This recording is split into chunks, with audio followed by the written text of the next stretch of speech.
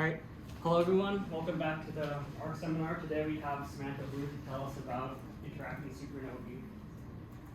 Cool, hello everyone. So, Nicholas mentioned that business people don't know much about supernovae, so I decided to try to explain it, even though I actually didn't know that much about supernovae before I started grad school either, so this is also me learning. So, interacting supernovae are like a type of supernovae that basically are just a supernova that you see interacting with something observationally. But before I go into the details of that, I thought I should give some context for what we are seeing out there in terms of supernovae. So the two main types of supernovae are type 1a, which is the only green one, which we think comes from something related to white dwarfs, which are the product of low mass stars. And all the other types in this zoo of supernovae are related to massive stars that die, which is called quark collapse supernova. And so today I'm mostly just going to be talking about quark collapse supernovae, which is already the majority of them, but the way that we classify all these types of supernovae is basically through optical spectroscopy. So this is the process of, you see a supernova, it is very bright, and then you look at the light that you get and you take a spectrum of that light. Usually the peaks of these lights are in the opticals, that's why it's optical spectroscopy. And what you look for are emission lines in that spectrum or absorption lines in that spectrum that relate to different elements, and from that there's different classes of the types of spectrum you might see, and that's basically how they classify the supernovae, which is not always doesn't always make sense from a theoretical perspective, but that's how they classify it. And so, for example, the most common division is between type 1 and type 2, and that's just whether or not you see hydrogen in the spectrum. So this could be like Balmer lines, like H alpha or something like that, or if you don't. So if you don't, it's type 1, if you do, it's type 2. And then there's some where I'll explain this later, but as you can see, there's already a lot of, the classification doesn't always work, because there's like an iffy one. But the funny thing is, the reason I mentioned it doesn't work with the theoretical side is that the type 1 includes type 1a, which we know is definitely from a different formation channel than quark collapse supernovae. But the type 1 classification, before they figured out that these were also quark collapse supernovae, they saw these other types like type 1b and type 1c, and they like thought it looked exactly the same as type 1a, but it turns out it's from a totally different formation thing. So this is how they classify it, but it doesn't always make sense. And that's why it's very confusing to listen to talks about supernovae, because they're just like saying all these words that don't make sense.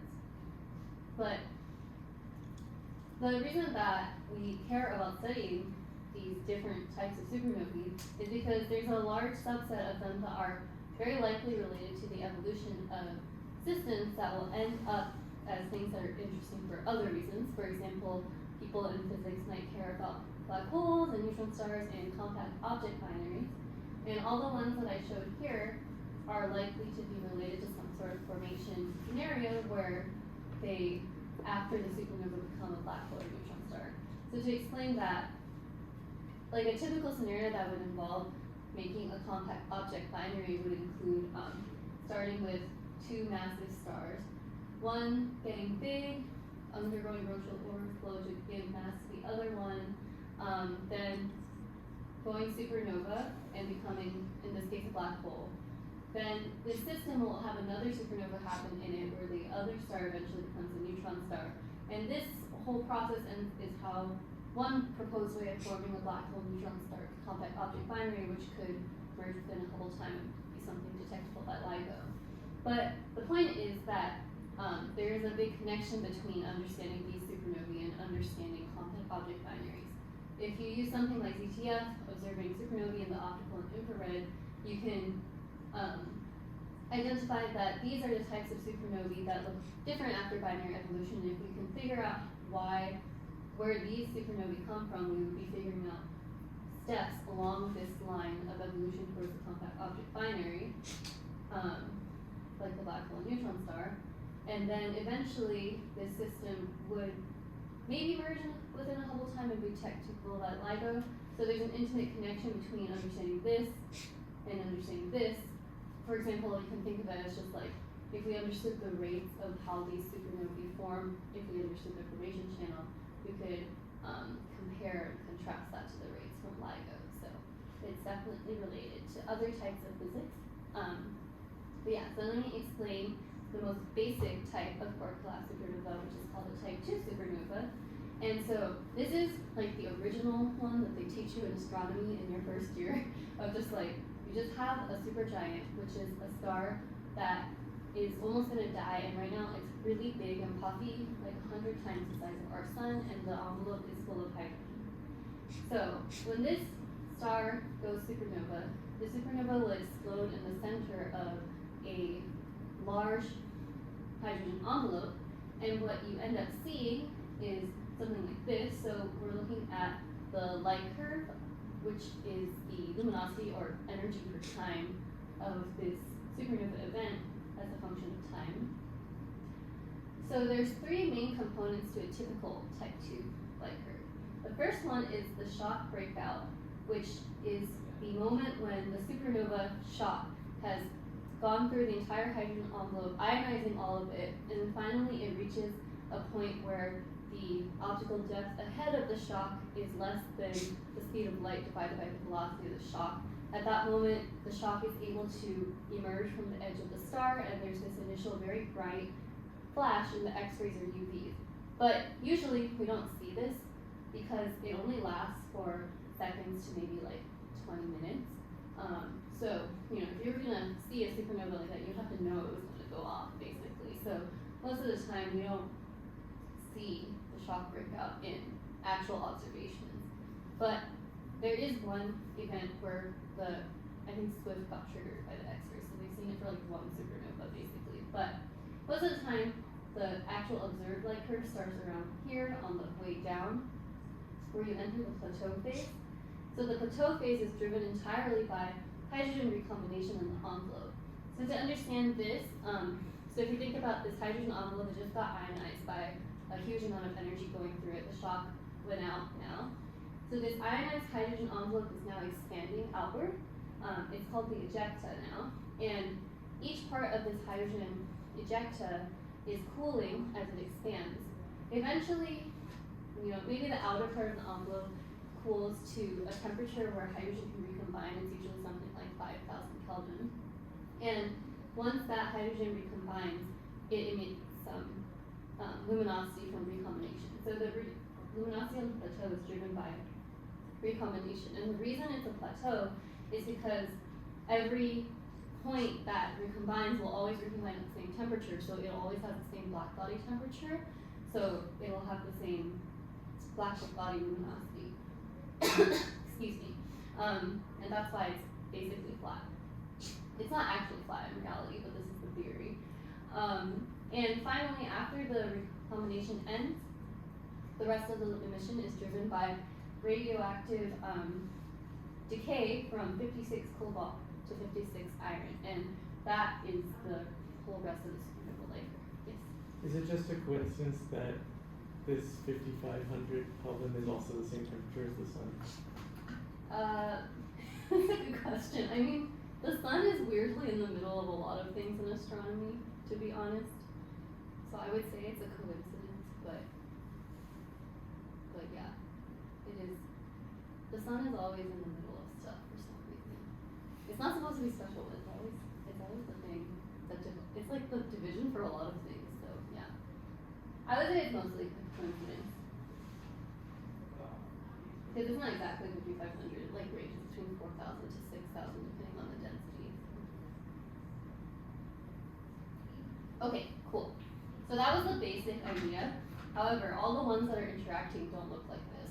But to understand why people knew it was interacting, you have to understand that they thought it was going to look like this, and then it looked different from this. So what would be different from this? So the first variation has to do with something that they saw in the spectrum. Oh, I'm sorry, I forgot to say that this one they classified because of broad hydrogen lines. So that was what I was saying earlier about type 2 having hydrogen lines. But important to note that the other thing you know from spectroscopy is you can estimate the velocity or kinetic energy of the emitting material, because the broader the spectral line, the more velocity the emitting region has. So in this case, you have broad hydrogen lines because you're emitting from a hydrogen ejecta that's moving at like 10,000 kilometers per second after the supernova. So it's very fast. But they started to see this other type of supernova that they called 2N, where N means narrow lines. So this means that they looked at the spectrum and they were like, this is weird. All the lines are, they have a component that's broad that makes sense as being the same as a regular type 2. But they also saw intermediate width components and narrow components that they couldn't explain from just having a fast ejecta. And so the picture that they came up with required there to be something called circumstellar material outside the supernova ejecta, which I will always abbreviate as CSM from now on. It just means that there's some shell of material far away from the star, but not that far away, close enough that the supernova ejecta hits that material soon after the supernova goes off, soon enough that you can see evidence in the spectrum and light curves. And the story that they're telling here is that, okay, so they're seeing in the spectra that there's some components that correspond to like an intermediate width of like a few thousand kilometers per second. It's not shown here, but there's also the broad component of 10,000 kilometers per second, and then the narrow component of like hundreds of kilometers per second that they can see. And so you need to explain how can all these three things coexist.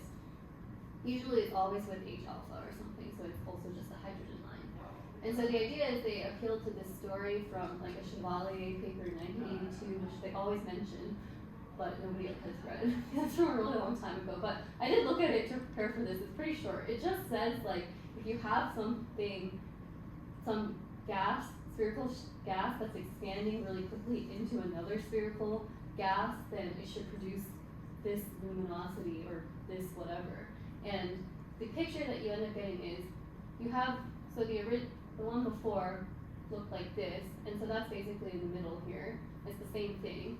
But because there's some material outside, this fast ejecta hits the slow CSM, and where it hits, there's a new shock. So it says unshocked here, but obviously this supernova ejecta has been shocked one time. But after the first shock, you have this now unshocked for the second time supernova ejecta that hits the unshocked CSM, and at this contact boundary, you get shock material here. And the velocity of the shock material will be intermediate to the velocity of the very fast inner stuff and the slow moving outer stuff. And so you can naturally explain the presence of three different components to an emission line. And not only that, you actually notice that the intermediate width component tends to evolve in time. So if you take a spectrum like 10 days after, and then 100 days after, and then a few hundred days after the supernova, the luminosity of this intermediate component actually is going up, like the line is getting stronger. And that actually is also naturally explained because you can think of it as like the supernova ejecta is just like continuously interacting with the outer medium and pushing into the outer shell, making it denser and denser, and then that correspondingly injects more kinetic energy into the line. So the time evolution of the line is also well explained by something trying to move outward into an outer CSM. So that's what they think is happening for the two ends. And it turns out the light curves of these events are really diverse, but it also kind of makes sense. So they do the classification based on spectra, mostly because the light curves are always really crazy and you can't really tell what's going on. For example, all of these supernovae are 2N supernovae, and these are not, like, these are their actual brightnesses, where brightness is bigger on the top for more negative numbers. So some of these are way brighter than the others by like a few orders of magnitude, and they also can drop within a few tens of days, or drop way later, like at 100 days. So both the peak luminosity and the duration of the light curve peak is extremely diverse amongst type 2Ns. And so what this means is, if you think the light curve peak is powered by the CSM interaction I just described, where there's this ejecta hitting outer CSM, then you can use the Chevalier model to relate the peak brightness to the density of the CSM shell and the duration of the interaction, or the width before the time before it drops down to the shell radius. So from the light curve, you can infer the radius of the shell and the density of the shell, which is pretty good because then you can figure out the mass loss. You can just use a simple equation to have a proportionality between the mass loss rate and the velocity of the shell itself. And that's what they do. So considering interaction that's lasting for a long time, they can estimate a mass loss rate that's something like tens of solar masses lost in the last 1,000 to 10 to 4 years. And the ones that drop faster is more like only a tenth of a solar mass lost in the last 1,000 to 10 to 4 years. This is very rough because they don't actually get the mass, right? They just get a mass loss rate and the wind velocity, so there's like a parameter space that you can move through. But the point is that that shell of CSM is huge. Like, if the star that's exploding is only like tens of solar masses itself, this is still like almost a percent. It could be 10%, or it could be like a significant fraction of the envelope or of the star being ejected prior to the supernova explosion. So this is a really big open question. And it's just an open question because you can't explain that amount of mass loss through normal stellar evolution. So what you're looking at here is a plot of the two things they get from density and radius. So the y-axis is the mass loss rate, and the x-axis is the wind speed or the expansion speed of the CSM. So given a density and radius of the shell, you'll lie on like some line in this plot. And the supernovae are observed are kind of plotted along here, and they all lie in like the upper half where the mass loss rates are really big, like 10 to minus 3 solar masses per year or larger, even going up to like 1 solar mass per year. But all the like common evolutionary phases for single star evolution are down here where the mass loss rates are really small, like 10 to minus 5 solar masses per year. So the point here is that if you just let a star live its life, it will only ever lose 10 to the minus 5 or less solar masses per year of material.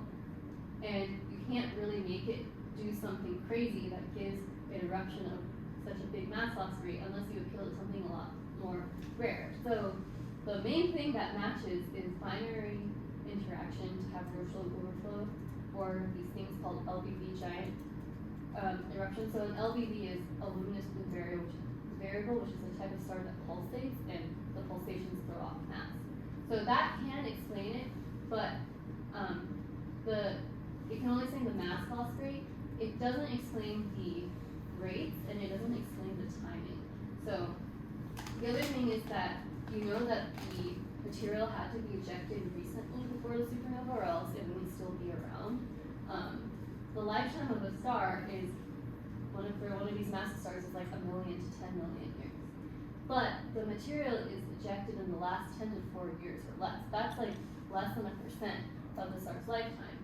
So, statistically, it doesn't make sense for something random, if it's random, like these eruptions which happen periodically, it doesn't make sense that it should always be ejected in the last percent of the star's lifetime. So this mechanism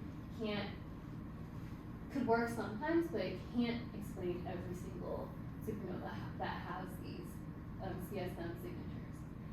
It's actually easier if you can try to find a mechanism that would naturally be associated with the end of a star's lifetime, like late nuclear burning stages or something like that. That's what a lot of people appeal to. Okay, so that's what people observed from type 2 and supernovae, but you might also wonder, like, has anyone actually ever seen this material fly off? And the answer is yes, which we actually talked about today in the group meeting. But basically, people have started to look for eruptions from stars before supernovae go off. It's not that hard anymore now that we have things like UTF, which is basically a survey that's always scanning the sky very often, and so it has a ton of archival data of observations that you can look through to see if you saw anything bright in the same place as a supernova. So I think this person's detection mechanism is really complicated, but I think the basis is they saw supernovae and they saw where they were. So then they go back and they look in the past to see what that location looked like before. If that location was bright, plus some other constraints that I don't understand because I don't work on ZTF, but somehow they determine that it makes sense and that it's actually related, and then they can say that there's some sort of precursor luminosity eruption or something related to these supernovae. So these are all, except for one of them, these are all type 2N supernovae that they found precursor eruptions for. And of course they plotted in absolute magnitude, which doesn't make sense. But the brighter ones are on the top and the dimmer ones are on the bottom. And just for context, this negative number is good, it means it's really bright. The absolute magnitude of the sun is only 4.8. So it's like, it's over here on the ground of like how bright it is.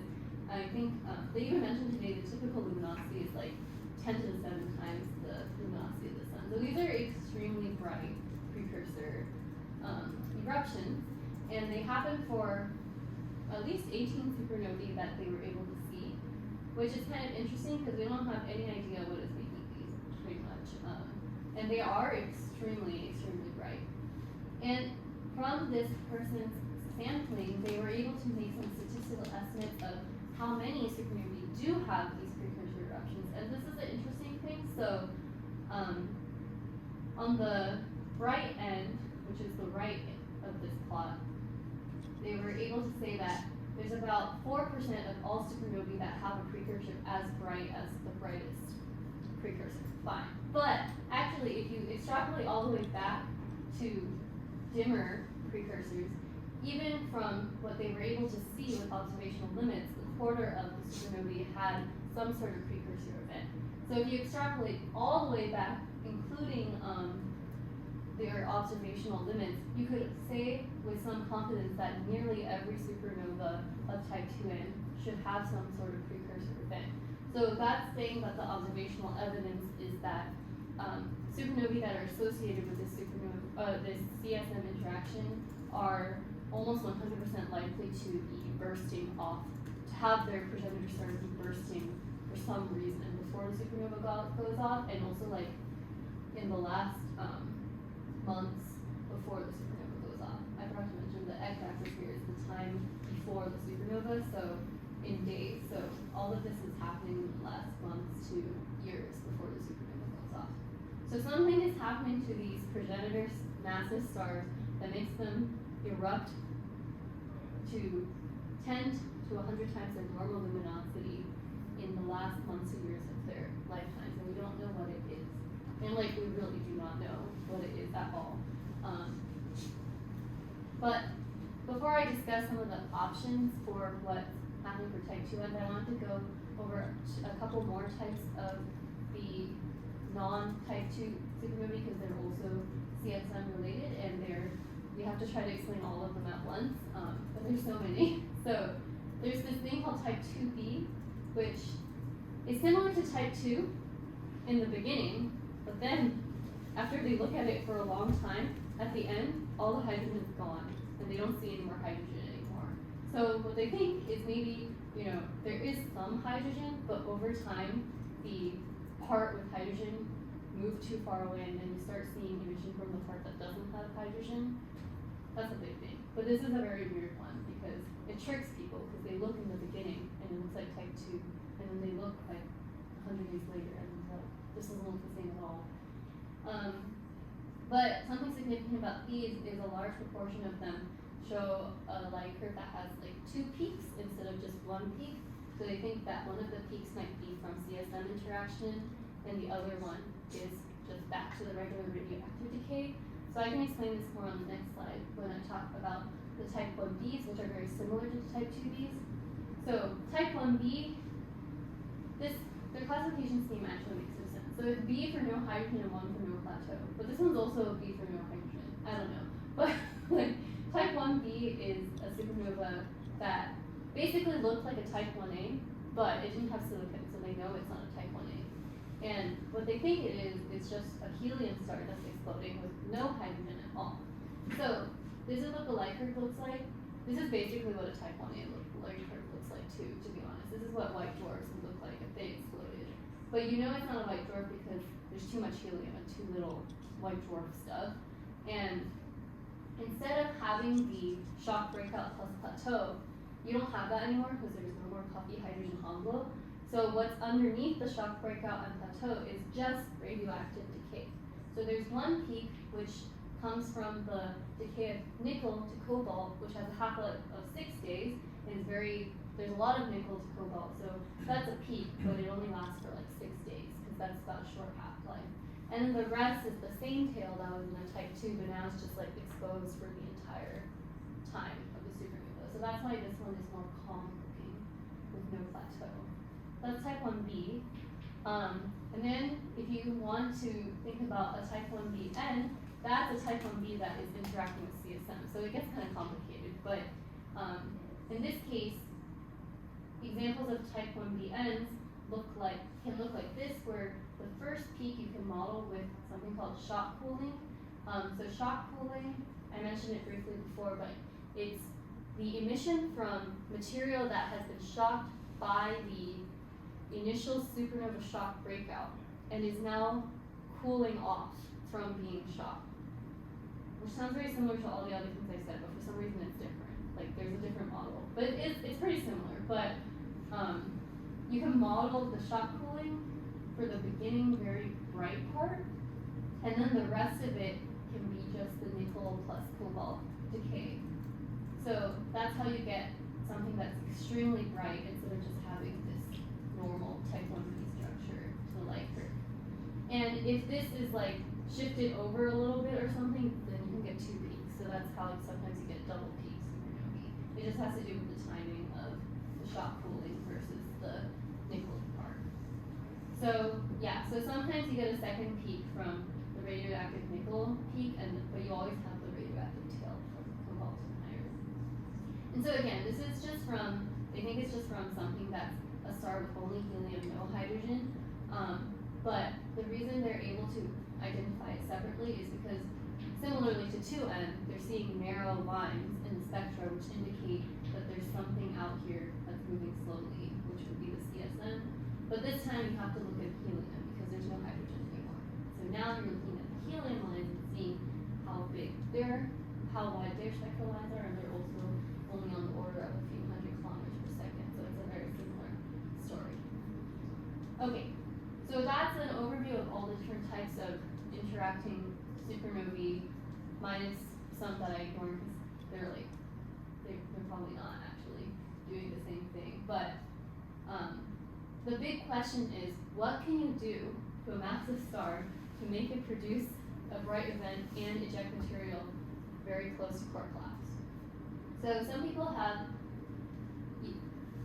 proposed pulsational pair instability. So if you work on LIGO, you have heard of this too, but this is a mechanism for a specific mass range of stars, like I think it's like 40 to 100-ish or something, solar masses. So this range of stars, at the end of their lifetimes, the temperature and density, the equation of state in the core is such that pair production, or is it the opposite? It's like either pair production or the opposite of pair production, I forgot which way it goes. That starts to become relevant, and the star begins to produce so much energy in the core that it pulsates dynamically, which can throw off mass at the end of the star's lifetime. But unfortunately, this is very rare because the specific mass range of stars it happens in is a rare mass range of stars. It's like extremely high mass. And it doesn't seem to produce the right velocities compared to the CSM velocity. So I think this one's kind of not, well, it might match a couple events, but it's not going to match the majority. There's a lactone capture supernova, which is also a weird type of supernova, which also involves another nuclear reaction that I don't understand very well. But basically this range of mass has a reaction involving electron capture onto something that I don't remember what it is. But there's another nuclear reaction that happens in the cores of these stars that also destabilize these stars, and they end up just collapsing without forming like a normal supernova. It's like much less energetic supernova. But again, even if this one can create any circumstellar material, which it usually only creates a little bit, it's in extremely limited mass range, and it could only explain like very dim events because it's not anticipated to be very bright. So the last two main options are things that I've worked on with my advisor here at Caltech, which are wave-driven outbursts, which he has worked on a lot, but probably doesn't work, and binary interaction, which I think is the most likely one. So at this point, I was gonna stop and see if we wanted to discuss the first half, and then depending on how much time we have, I can either talk about one or both of these. So yes, so I will pause now so that we can discuss the supernova part of it. So did anyone have any? Anyone have any questions? I don't have a classroom, but if you want to see a supernova, I just do the photo of it. Oh, yeah. Saturday. Yeah, there's one that's nearby. That you Yeah. can see now. Oh, and they think the progenitor of this one is a red supergiant, actually. So it's actually relevant. Yeah. So, I don't know, maybe I could ever drop that to you. So. Oh, okay, sure.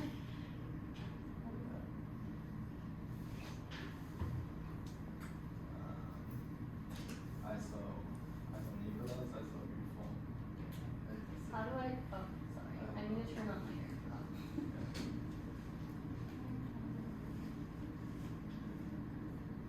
Okay, it should be set to everyone now. MacBook Pro SC. Yes. Okay, I will accept.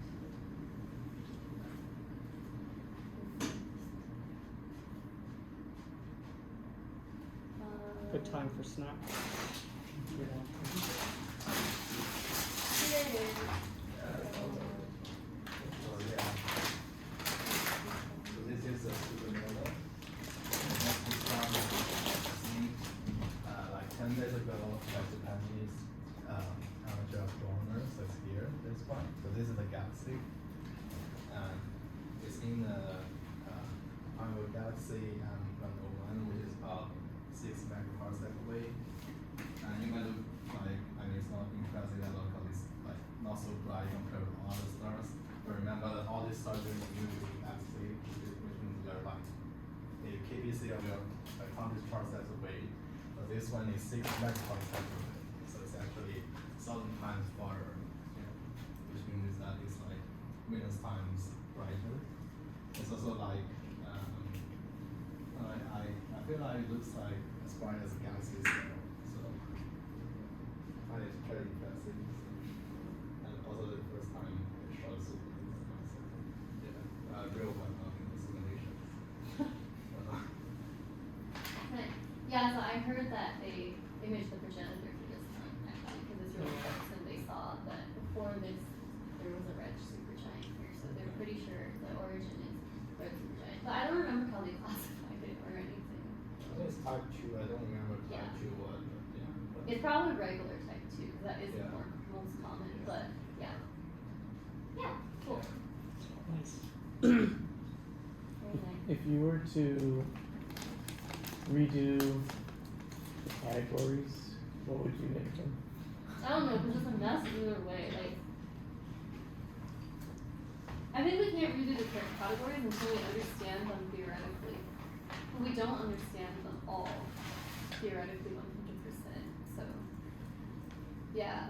Also, asking observers to categorize it based on theory is kind of hard because they just see the stuff and then they're like, sort it, and then they ask, it's not really up to them after that. They just sort it.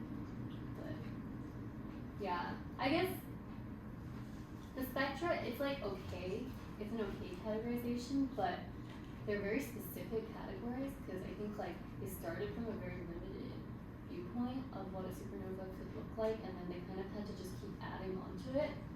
So maybe if they redid it, they would just have a bigger category, like a more broad category.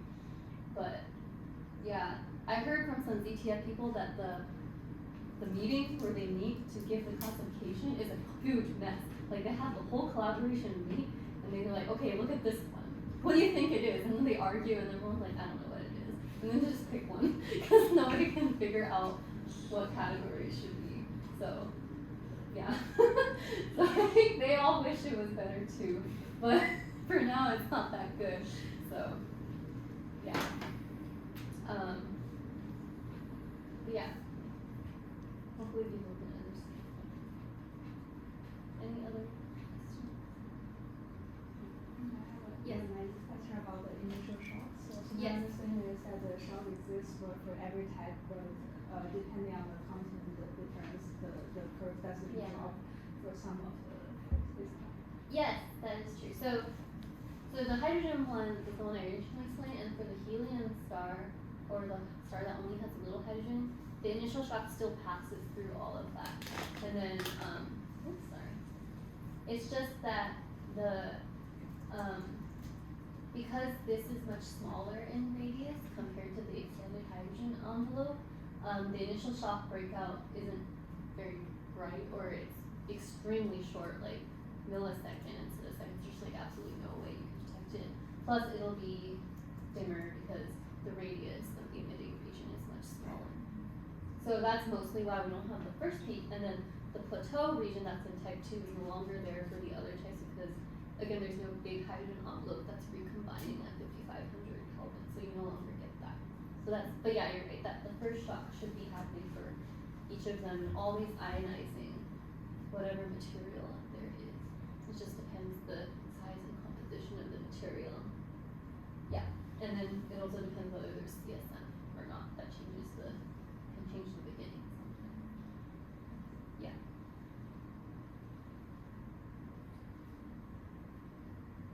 And then, yeah, I guess I didn't explain the mechanism to produce the shock, but I think it's from the core of the star is collapsing to a neutron star, and then they haven't actually figured, they think they know, none of the simulations are working right now, but I think there's like a bounce off the neutron star as it hits the neutron degeneracy limit. The material bounces off of that limit essentially, and the kinetic energy the gravitational potential energy from going from something that big to something that small is converted into energy that goes outward in the shock. Yeah.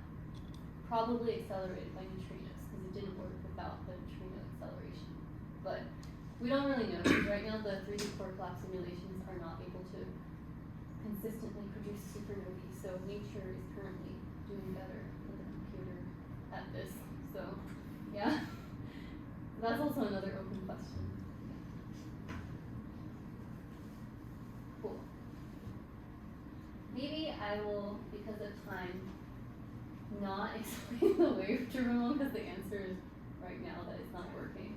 But the idea of this one, if you went to any of the previous talks that talked about like Astrophysics or something like that, it's the same type of wave, basically, where you're looking at the dispersion relation of waves inside a star, and the star can carry waves, and you're just asking like, maybe these waves can carry some energy from the core to the envelope and produce an outburst, but I spent a long time proving that it didn't work, so it doesn't seem to work right now, unfortunately. Why is it not working?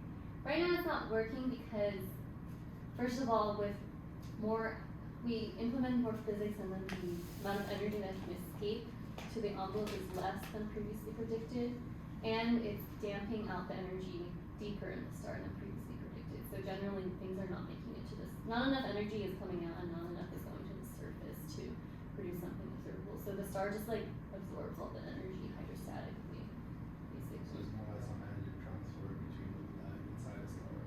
Yeah, it just moves the energy from inside the core to right outside the core, and the star is like, but then it just goes back.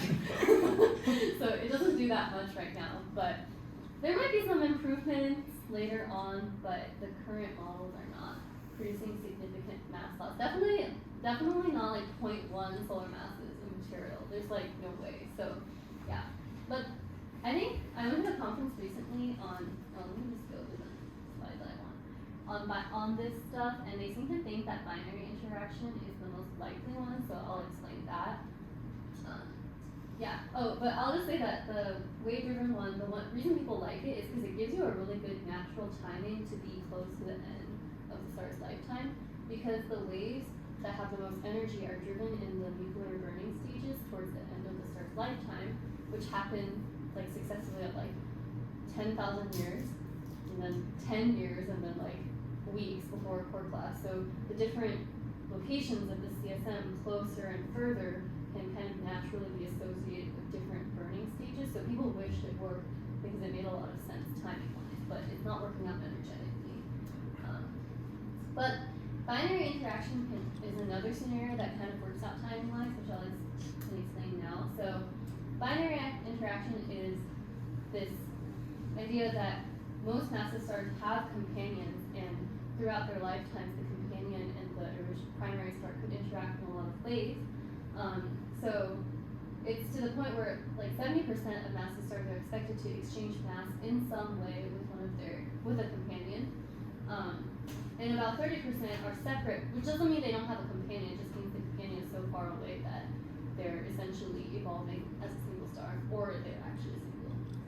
So the concept for mass transfer is something called a Roche lobe, which you may have heard of, but just to explain, each star has a gravitational potential.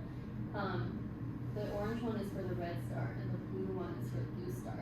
And the gravitational potential is altered from being circular by the presence of the other stars, so both of them make these teardrop shapes, which is like the boundary for mass loss, because if your star expands past this boundary for mass loss, the material from the red star basically belongs gravitationally to the blue star now, so the material will move over to the other star. And it might form like a Roche lobe with an accretion disk or something like that.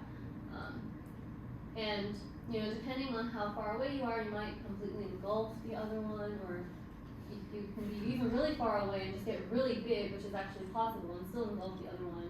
And so essentially, the exchange mass category can be divided into three main categories, which are merging, which is when you engulf the other one and the smaller one just goes all the way to the middle and becomes part of the big one. There's common envelope, which is when you engulf the other one, but it only goes partially before stopping, and then you end up just being closer than before. Or just stripping your envelope, which is like the first one where material just gets pulled off of the primary and onto the secondary, but they remain separate, not engulfing each other. And so throughout the lifetime of a star, you can have, I want this to go faster. I don't remember how to make it go faster. Do you remember the shortcut? I don't remember how to make it. Is that an animation? Yeah, but it's not moving. How do I make it? Oh, I don't know. Do the thing. Hold on. I remember. Fast forward movie. Yes. Oh. Go faster? Oh. Yeah, okay, I'm gonna go faster. So it's just an animation of binary evolution that is cool. But when you're looking at it, right now the star that's going to expand is on the main sequence, and it lasts on this part for a long time. But after it goes off the main sequence, it expands. And going off the main sequence corresponds to switching from hydrogen burning to helium burning, essentially. So every expansion is associated with a burning phase. And at the beginning, it's like hydrogen and helium, but later on in the star's lifetime, it gets associated with like carbon and oxygen and stuff. So yeah, so that was the supernova, and now the other one was supernova too. So it's a cool movie of binary interaction. But the point is that you can follow like many tracks of binary evolution that involve like supernovae at various times and like various states of the star pre-supernova and stuff, and a lot of them involve taking mass off one star and putting it on the other star, or just taking it out of the system completely. So first of all, it's a natural way to produce material outside the system, which could be CSM. It's naturally associated with expansion of the star and its regular evolution, which is itself associated with burning phases, so it might occur late in the life. And different amounts of mass loss could actually produce the spectrum from type 2 to type 2b to type 1b. Remember, type 2 has the full hydrogen envelope, type 2b has the partial hydrogen envelope, and type 1b has no hydrogen envelope. So if you want to figure out why you would have different amounts of hydrogen left, binary interaction is actually a natural explanation, because you could say like the binary interaction lasting longer gets rid of all the hydrogen, and if it lasts like a less or is less aggressive, you still have a little bit of hydrogen left. So you probably need binary interaction to explain the variety of progenitors anyway. It's just a question of whether you can explain the variety of circumstellar material too. And People think that you basically can. So for example, in this scenario, you have a step where you have a helium star transferring onto a neutron star companion. So this could be the precursor to a type 1Bn, because you have a helium star progenitor, and when you transfer material onto a neutron star, the mass transfer is super Eddington in that the amount of mass being put onto the neutron star as a function of time is much greater than the neutron star can handle by eating it. So it essentially will repel that material out of the system and probably form like an envelope of helium-rich material around the system. Then when the supernova goes off inside that helium-rich material, you would have the appropriate helium-rich CSM to create narrow helium lines, and you would have the type of light curve that is associated with the type 1b supernova. So this is one potential scenario that could work to explain those things. And I did look at this before, and if you look at exactly that scenario basically and model how much material there should be in that envelope around the supernova, you get this distribution which is shown with the points and the stars, and the observations are plotted with the error bars. And so the observations can land in the same region as the points and the stars. The difference between the points is the stars are for unstable mass transfer and the points are for stable mass transfer. So I won't go into the details, but it's just that the mass transfer, you don't know whether it's going to be stable or not, and that can produce more or less mass loss. But the fact that the observations of type 1b and supernovae are like broadly consistent with a model of losing mass during a late nuclear burning stage is a promising indication that at least binary interaction can explain like type 1b ends. So binary interaction generally seems pretty good, but the main caveat with it is just that it's really hard to test this scenario because you're basically just saying that any two stars can interact and produce CSM. So you have almost no constraint on what could happen and what it could produce. So it's really hard to test. Like, I mean, you could model like every single scenario, but that would take forever, and it would be better to approach it with like what's actually reasonable, but it's hard to say with what the rates of different binary setups are. So there's a lot of work left to be done. So yeah, just to summarize this, this is a slide that I stole from the conference person, Nathan Smith, but I thought it was like a good summary because basically the lines here that are colored are how a massive single star would evolve for different masses. So if you're on the lower mass end, without any binary companion, you would expand. So up is expanding and right is also expanding. You expand after hydrogen burning. You expand after near helium burning. You expand right before helium burning, and then also carbon and oxygen burning. So there's all these opportunities to hit a companion and hit a companion along the way. And it's the same for all these different masses. They all end up expanding at some point. So there's all these opportunities to have binary interaction. So it is extremely versatile, and you can see that he labeled the plot with the expected outcomes if it was just single star evolution. So this low mass one is expected to be a regular type 2 supernova if there was no binary interaction. And then they were trying to make single star evolution work with like all the other types of supernovae. But if you include binary interaction, it's a lot easier to explain all these different types of supernovae. You don't have to have as much like fine-tuning that they're doing with the single star models. But it's just like so diverse. I mean, you could hit a companion like anywhere on these lines if you don't think about it that hard. So we have to do more work to see like, well, what's actually reasonable. Like, should there be a companion here at this point? Should there be a companion here? Like, are all the companions here so you never get this scenario because they're always like interacting early in the life and not later in the life? Like, we don't know. And we also would have to actually model all of these to see what their predictions are for CSM and stuff. So there's a lot of modeling to do. If you just directly model it, there's a lot left to do to try to match all the like huge diversity of observed events. So it's probably this, but we can say that because there's like no constraints. So it's like, of course you can say that it's probably this, but yeah. Okay. Yeah, so that was about binary interaction. Any questions? So about these binary interactions, Mm-hmm. it's the star which is, so like you have a, let's say you have a big star which expands Mhm. and basically engulfs the other star, and that star is now going to basically explode. The big one, No, the other. the other one.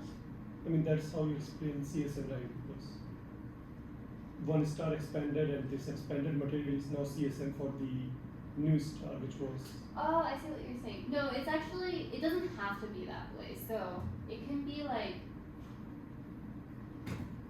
maybe I can just draw this. So it can be like, if this is star 1 and this is star 2, and star 1 expands so that it gets really big and it touches.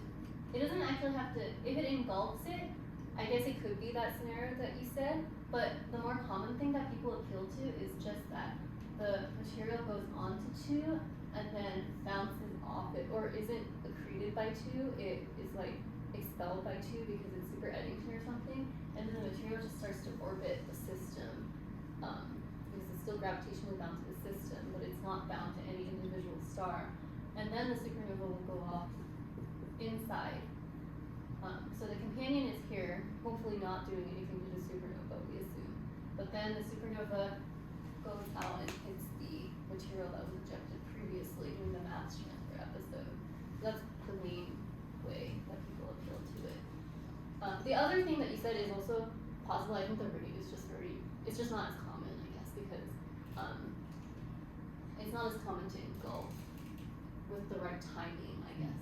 Because once it's engulfed, it's a pretty quick in-spiral to the merger, like on the dynamical time scale of the star, which is often much shorter than the nuclear, or like the evolutionary time scale of the star. So it's just, your scenario is just like a more fine-tuning of the timing, but I mean, it's still possible, so, yeah.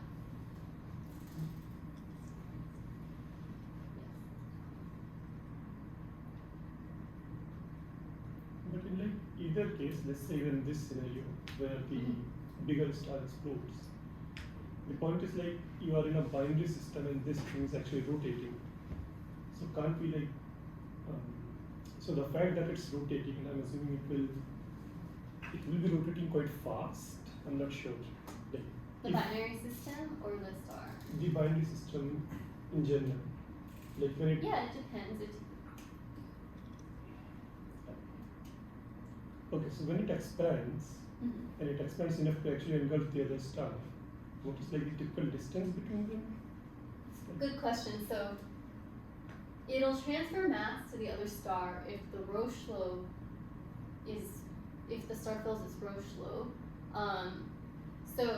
But the Roche lobe distance itself depends on the separation of the two stars. So let's say the two stars are at fixed separation, so you have the Roche lobe is fixed, then the Roche lobe would need to be at least smaller than like hundreds of our sun, because the star only expands to at most like hundreds of our sun usually, maybe thousands at like a really late stage, but typically this star will expand to like tens or hundreds of our sun at each time it expands. So what you need is for that expansion to exceed your Roche lobe.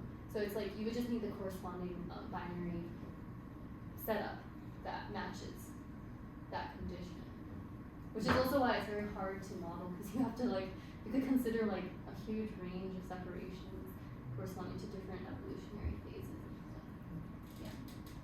Yeah, so what I was sort of like thinking is like if the stars are close enough and rotating fast enough that let's say they basically rotate by 10 or 20 degree during the, so when supernova happens you have this plateau phase sort of.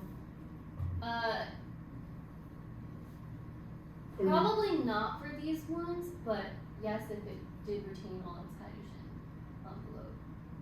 But I think the fact that these are in binaries kind of makes you think that there's probably less hydrogen than usual, because you think there's less transfer. But you go ahead, what were you saying, if there is a plateau phase? I mean, in any case, like if you can observe the spectra for let's say 1 month, can't you like tell something about it, because the stars are rotating, there's a certain orientation involved and also the very motion of the star. Yes, that's So- a good point. So they have observed spectra where they think the CSM is asymmetric before.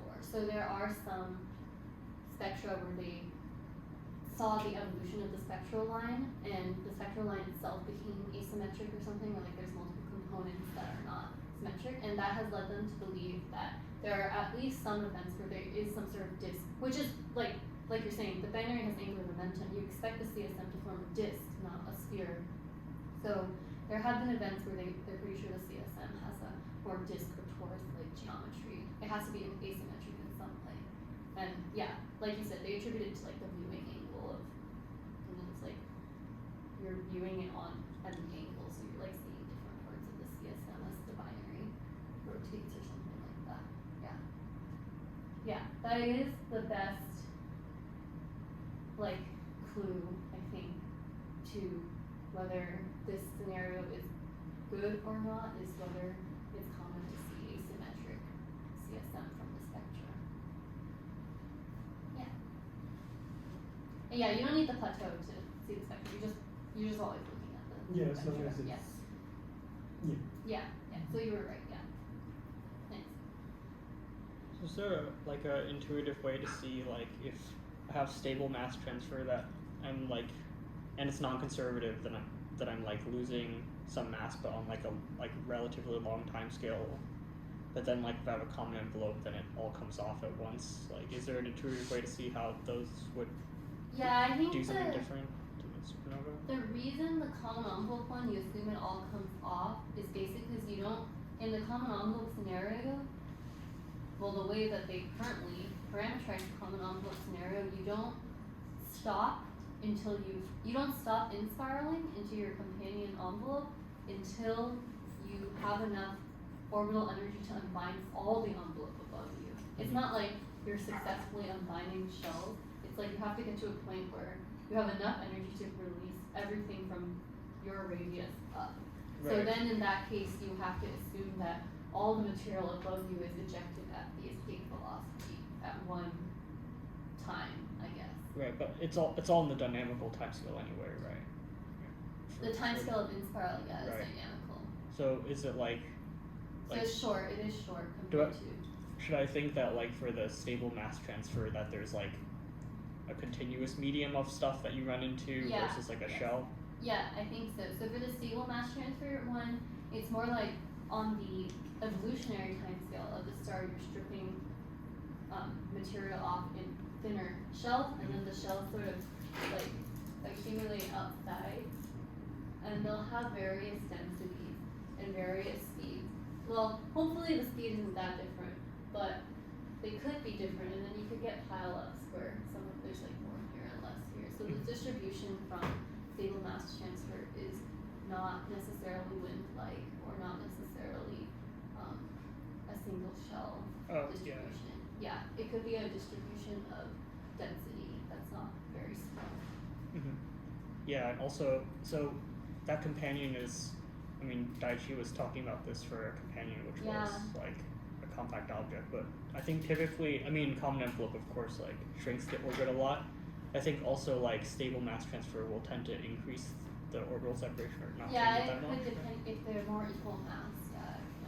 So like, is there some like prediction here about like, you know, if the circumstellar material is like a shell, then I expect like some other transient to happen on a shorter time scale, or just because of the separation, or That's a good question. I guess it could, but I think observationally they can't tell the distribution of the CSM that well unless you have radio observations. So I think only with radio observations can you get like a density distribution for the CSM. But most of the time they just estimate the amount of CSM. So they don't have a good constraint on like they can get the total radius of the CSM and the total amount of mass of CSM, but they have almost no information on how that mass is distributed outside the system, except for radio supernovae. So if there are more radio supernovae, the reason the radio supernovae can get a better sense is because they can look at different frequencies and look at like the synchrotron self-absorption cutoff or something like that, and that can give you like a different. If you look in different frequency bids, I think you can get the mass at different radii, and that gives you a distribution.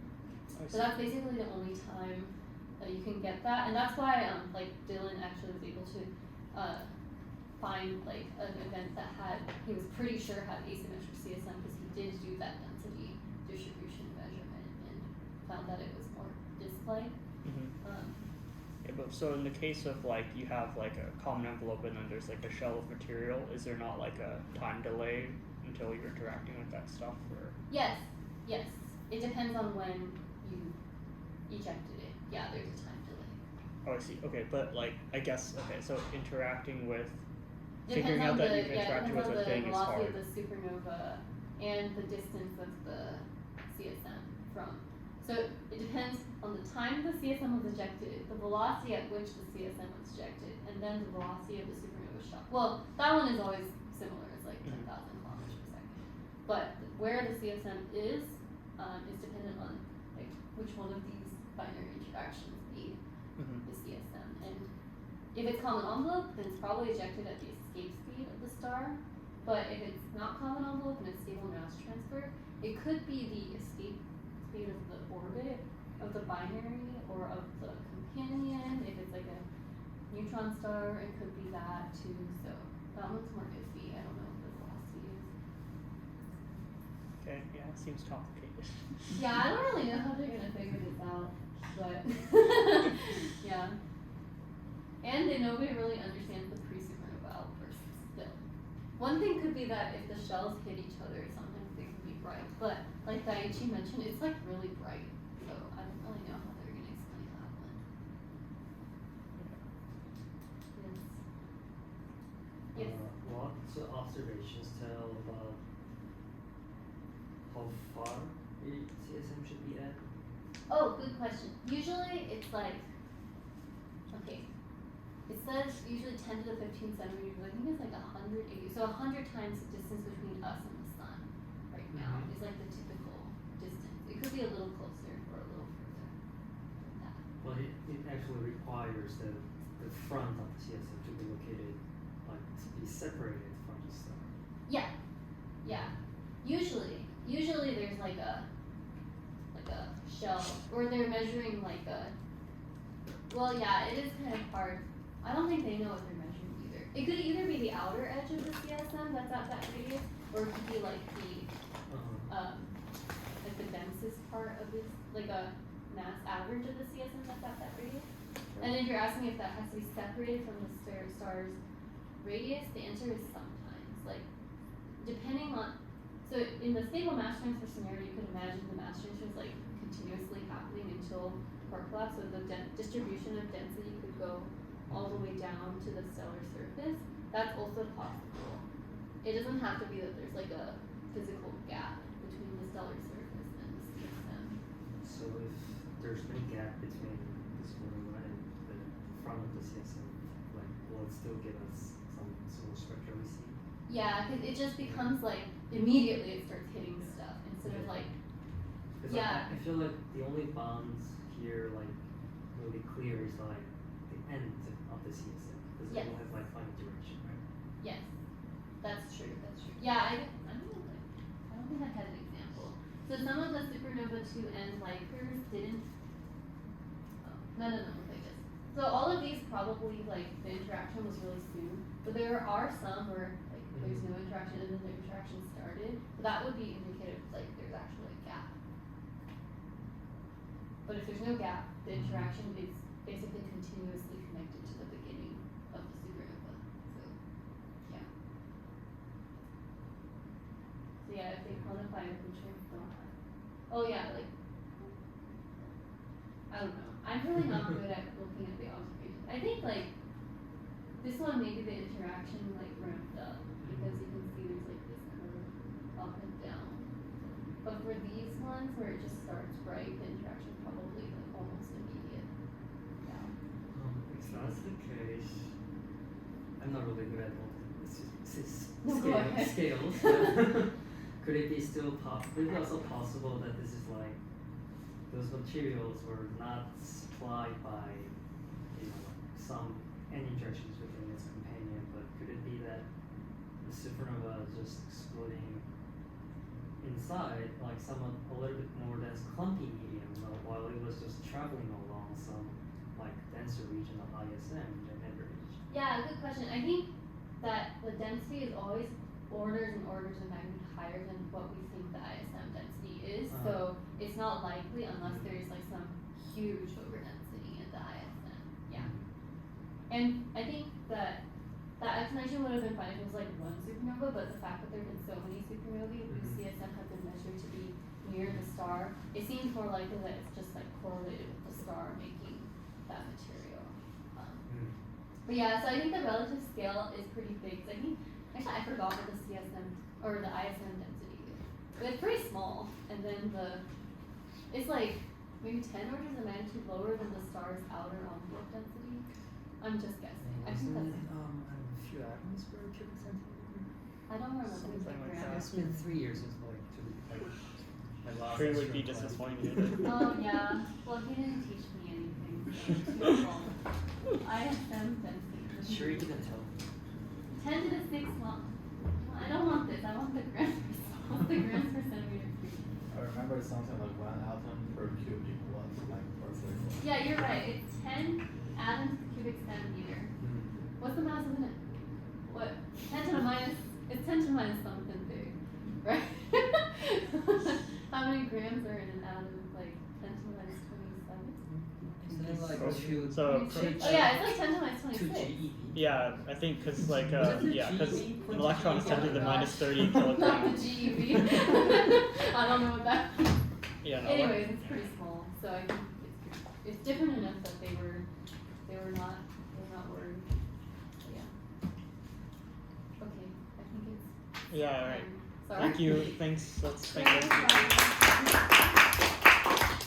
Thanks for the snack.